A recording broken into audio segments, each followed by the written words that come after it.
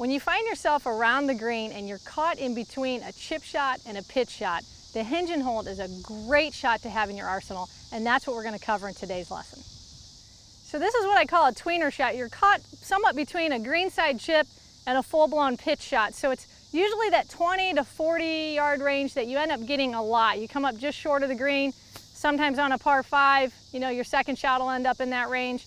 Sometimes you've missed hit off the tee on a par 4, you hit a recovery shot, and then you end up in this range as well. So what I don't want to do, I've got enough fairway to still carry, maybe a bunker, some fringe, is I don't want to knock the ball down and roll it like I would a traditional bump and run. There's just too much stuff that can grab it.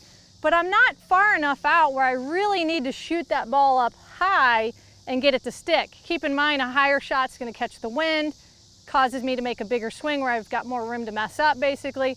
So I just need a nice medium trajectory, half carry, half roll. I want this ball to land on the surface of the green and roll on back to the pin. So this is what we call the hinge and hold shot. We're going to set up with our feet about a club head apart, similar to how we would for any chip shot. We're going to go ahead and play the ball in the middle for normal trajectory. You can play it left for loft. You can play it right if you want more roll. So right for roll, left for loft. But for most purposes, we're going to play it right in the middle. Choke down a little bit for control. I've got a sand wedge here, which I love to use for this shot. And we're simply going to get a little wrist angle in here. That's our hinge. We want to get a little bit of leverage, a little bit of angle so we can pop down and get that ball to pop up nice.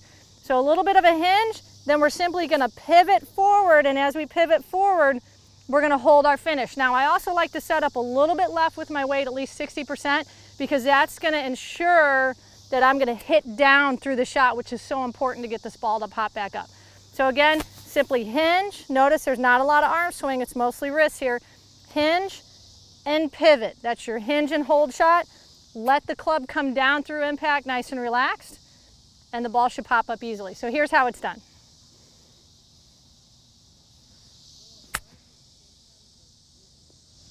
It's simple and it works. If you have an idea for a lesson, please submit it in the Ask Maria section on mygolfinstructor.com.